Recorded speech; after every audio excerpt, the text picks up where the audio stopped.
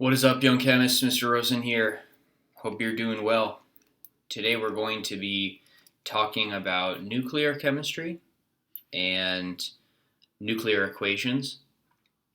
Now, our class, chemistry, is focused on chemical reactions, and chemical reactions involve the sharing or transferring of electrons. So during a chemical reaction, existing bonds in molecules break apart, the atoms rearrange, and then new molecules are formed.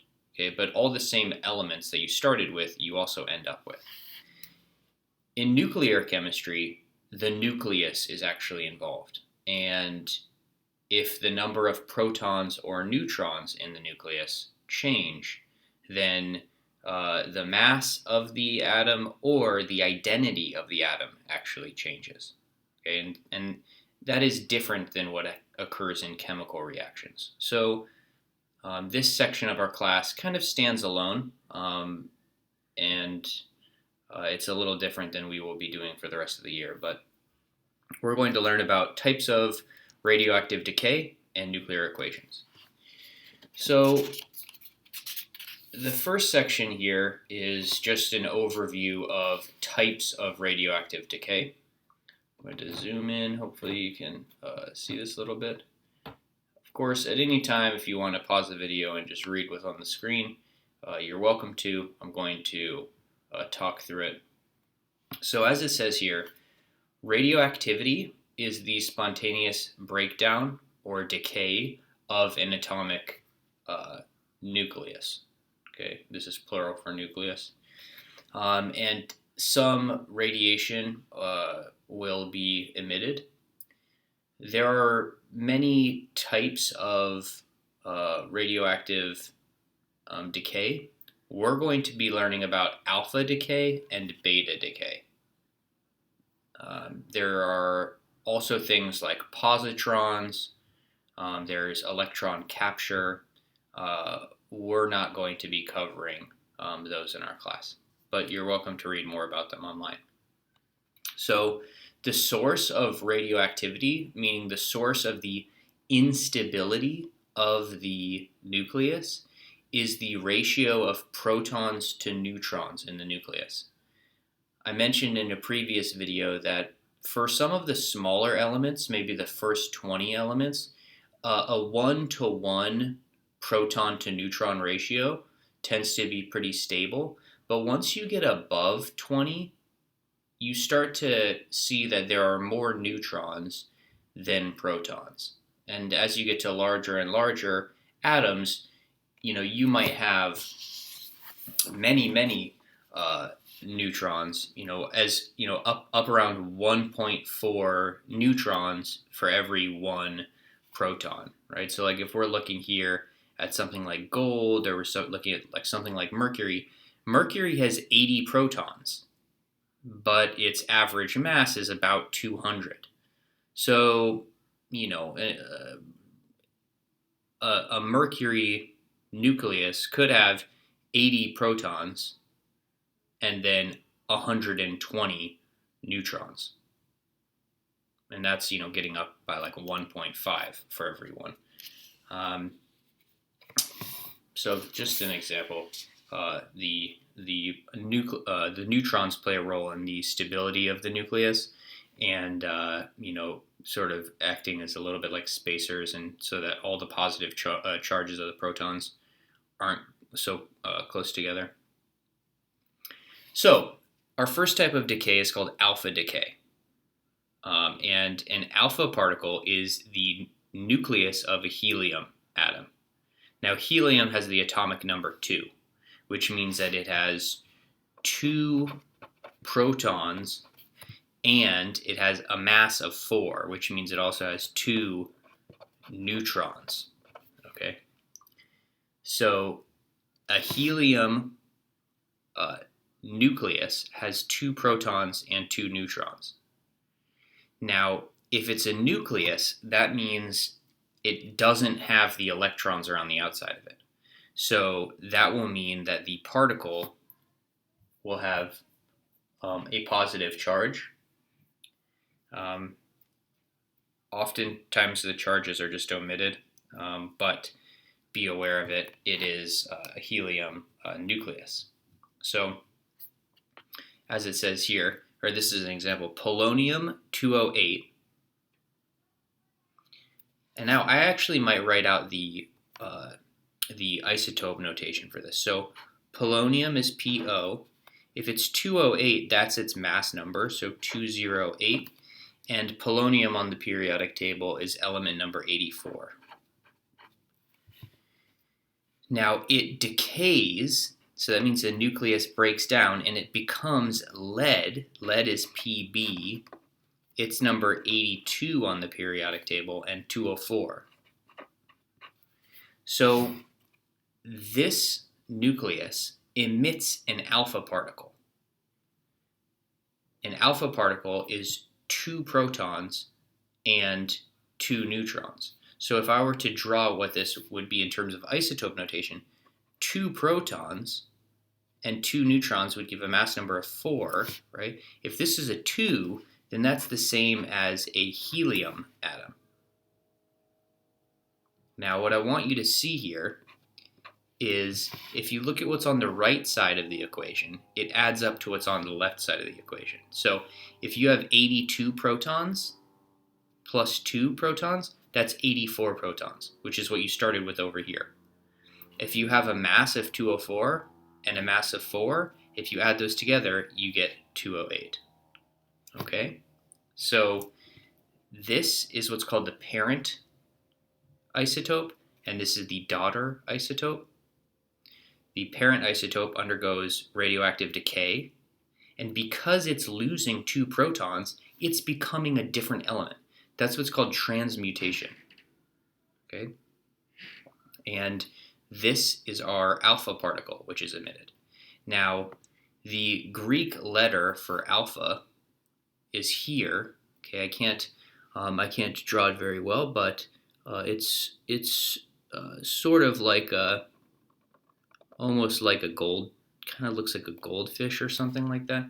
Not the best alpha, but if you see this symbol, Greek letter alpha, it's the same as this. They mean the same thing. Okay. This is alpha decay, and here there's another example where you have radon. You should recognize this as an alpha particle, and then this is your daughter isotope. I'm sorry, that might be a radium becoming radon. I might have said the other one first. I don't remember. Now there is another type of decay, which is, and I will mention that alpha decay is very typical of larger nuclei. These bigger ones, very common for them to undergo alpha decay, and then they could also undergo beta decay too, but it's a very, very common for larger nuclei. The other type of radioactive decay I want to talk about here is beta decay. Okay, so beta, Greek letter, looks like this, it's kind of like a capital B. But a beta particle is, it says here, the same as an electron. So if you look at this example, sodium-24, if I was going to write the isotope notation, I'd say Na, it's element number 11, 24 would be its mass number, undergoes beta decay, and what you're left with is magnesium-24. So Mg is element 12, and its mass is 24. And then here you have the beta particle that was emitted. Now, if you look, the mass is not changing. The mass is not changing. And what's on the right needs to add up to what's on the left. So this thing is going to have a mass number of 0. And here you're going from 11 protons to 12 protons. So it might be tempting to go, oh, this is going to be a number 1. Incorrect. If this was a 1, 1 plus 12 would give you 13. That doesn't make sense. So this actually has to be a minus 1. And we represent that using a letter E. This is our electron. Okay, and sometimes you'll see it written with a negative sign, sometimes it's not written with a negative sign. But this is how we represent a beta particle or an electron using isotope notation. You could also see a beta particle just as a Greek B. Sort of looks like that. Those mean the same thing. So during beta decay, the atomic number increases by 1, and the mass doesn't say the mass does not change. Now, the way that works is a neutron becomes a proton and an electron, and the electron is emitted. This is what would make sense in terms of the mass staying the same and the number of protons increasing by 1, right? If protons increase by 1, that means the number of neutrons have to decrease by 1 in order for the mass to stay the same. Now, here it shows that gamma ray is being emitted. Gamma ray, or gamma radiation, is a type of electromagnetic radiation. It's the highest energy electromagnetic radiation. It will be emitted. Sometimes it's included in nuclear equations, sometimes it's not, but as it says down here, gamma radiation doesn't have any mass or charge. Okay, this is a Greek letter gamma, and if it were to be included in an equation, it often has a 0 and a 0, and then you have your Greek letter gamma, which is sort of like that. So sometimes you'll see that included in a nuclear equation, sometimes you won't. So here's another example of beta decay. Calcium is going to undergo beta decay. Notice that the mass number does not change. The protons increase by 1, and so the element changes. On the periodic table, you move from calcium over to scandium. This is our beta particle. So let's do some practice writing nuclear equations and looking at different types of radioactive decay. The big idea is what's on the left adds up to what's on the right. So I'll zoom in here, and as always, I encourage you to pause the video and try to do some of these on your own and see how you do. You're going to be filling in what the missing particle is, and then saying what type of decay it is.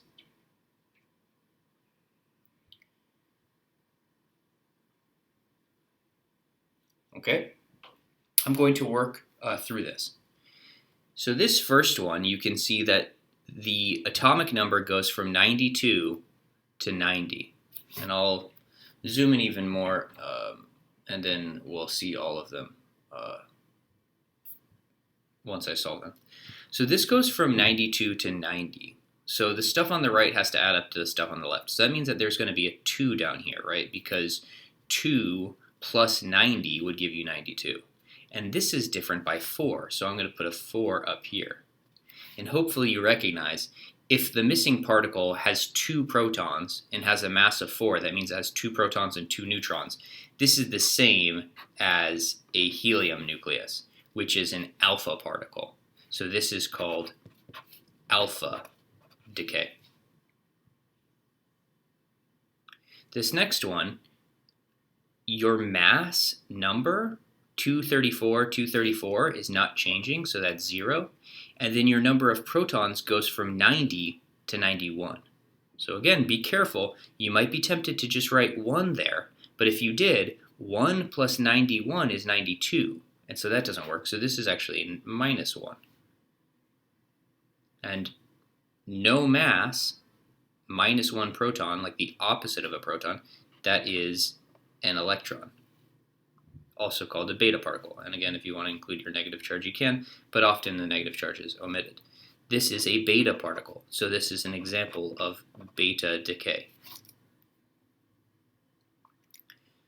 Next one, if you look here, you can actually see that. Hopefully you recognize that as up here. This is an example of alpha decay. Now they tell you it's an alpha particle. You have to figure out what this thing is. But you know that the stuff on the right adds up to the stuff on the left. So you have to think 2 plus what gives you 91? And the answer is 89. 89 plus 2 is 91. And then 4 plus something gives you 234, and that's 230. So 230 on top, 89 on bottom. And if you need to know what element that is, you can look on your periodic table. Element 89 is actinium, which is symbolized as AC. So I will have a capital A and a lowercase c. There you go. The next one is very similar. Again, they give you an alpha particle. So this is an example of alpha decay. You think 2 plus what gives you 86? 84 plus 2 is 86. And 4 plus what gives you 220? 216. Right? 216 plus 4 is 220.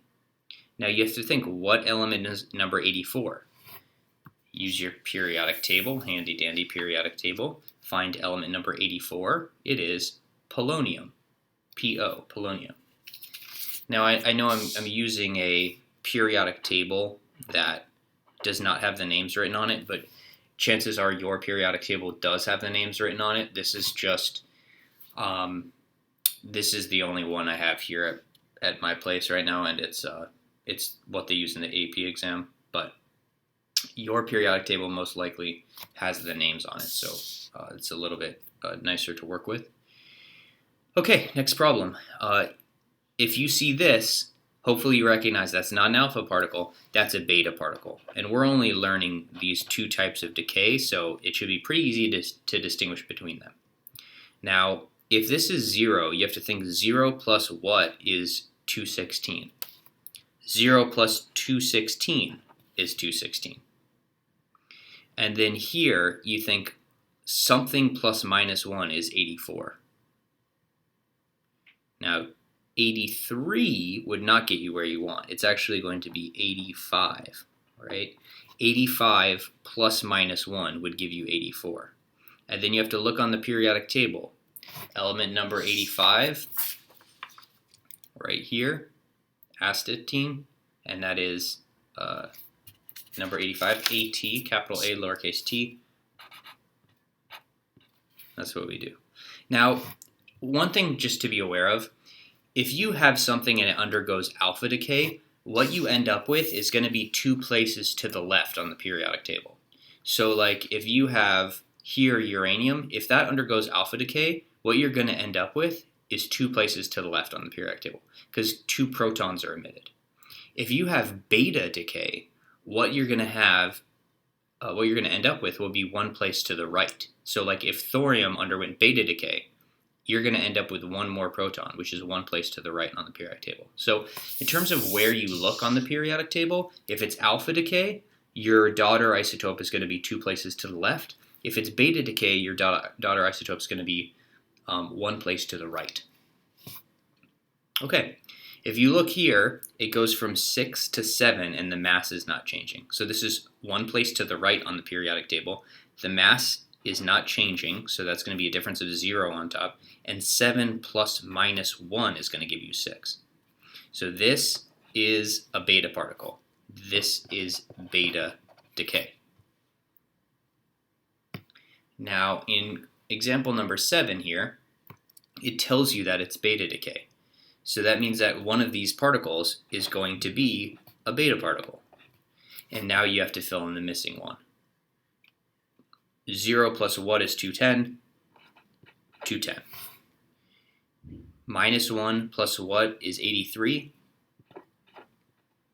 84 plus minus 1 is 83.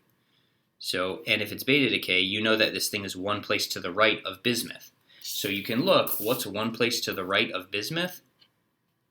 Element 84, which we expected, polonium, PO. So we're going to put capital P, lowercase o. So how did you do? Did you get some right? Did you get some wrong? Check your answers. This is how you write and interpret nuclear equations. Now I want to do a couple of word problems just so that you can practice going from words to isotope notation and then working your way through the problem. Maybe we're going to do more than a one-step problem. So here are 3 problems. I'll zoom out so that you can read them, although it might get a little small. Okay, here are 3 problems. And as always, if you would like to pause the video and write your answers to these problems, I'd encourage you to do so. I'm about to work through them. Okay, number 1 says iodine 131 undergoes beta decay. What other particles produced? Now, when you see writing like this, isotopes are always referred to by their mass number. So iodine 131 means that its mass number is 131. And the fact that they tell you it's iodine means that you can look on the periodic table and see how many protons it has. Iodine is number 53 on the periodic table, which means it has 53 protons. So this number down here is going to be 53. Now they tell you that this isotope undergoes beta decay. So you're going to have an arrow. Beta decay means a beta particle is going to be produced. And then you're going to have your daughter isotope, which is the other particle. That's what you're trying to find. Now, there's no change in mass number, so this is going to be 131 on top. And you think something plus minus 1 is 53. That is 54.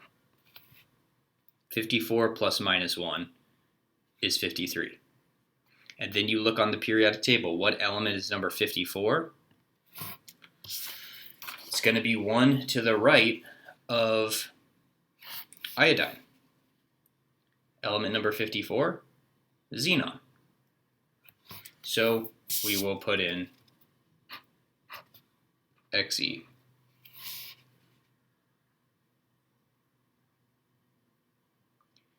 Okay, moving on. This is our answer. This is the daughter isotope, the particle that's produced besides the beta particle. The next one says bismuth 211 undergoes an alpha emission, which is the same as alpha decay. Emit means to release, put off or release, and beta emission before they reach a stable nuclide. What is the final product? So this is a 2-step problem. We have bismuth 211, so Bi, mass number is 211. If you look on the periodic table for bismuth, it's right here. It's element number 83. If it's element number 83, that means it has 83 protons. So we're going to write 83 down here. Okay, so they say that this, let's scoot this over a little bit. They say that this isotope undergoes alpha decay or alpha emission. So we're going to have an alpha particle, 4 over 2 He, plus something. Okay, now these have to, the stuff on the right adds up to the stuff on the left. So something plus 2 gives you 83, and that's 81. Something plus 4 gives you 211. That's 207. Now, you might need to look on the periodic table to find out what element number 81 is, but it's right here in Poisoner's corridor, thallium. that's a capital T and then a lowercase l, is number 81.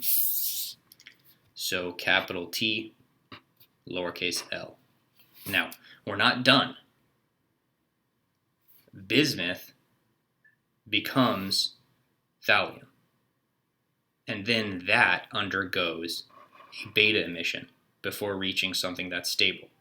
So this is now going to undergo beta emission, which means it gives off a beta particle and then is going to form our stable nuclide,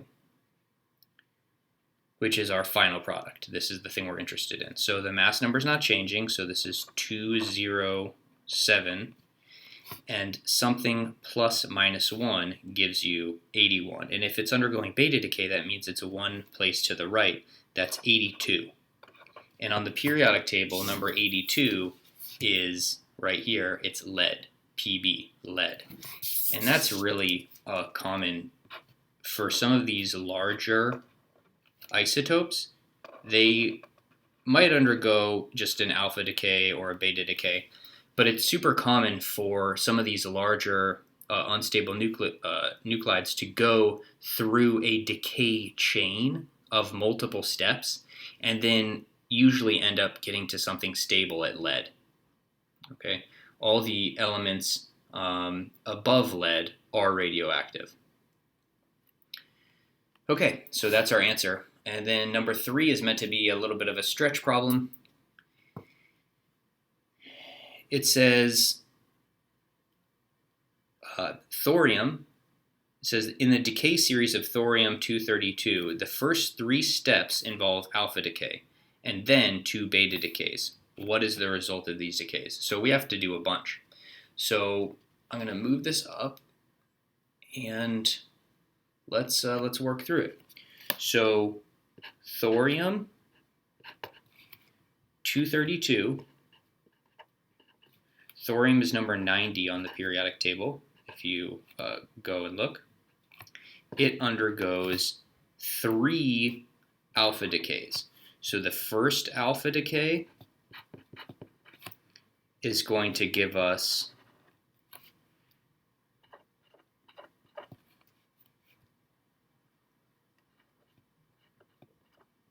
right, 228 plus 4 is 232.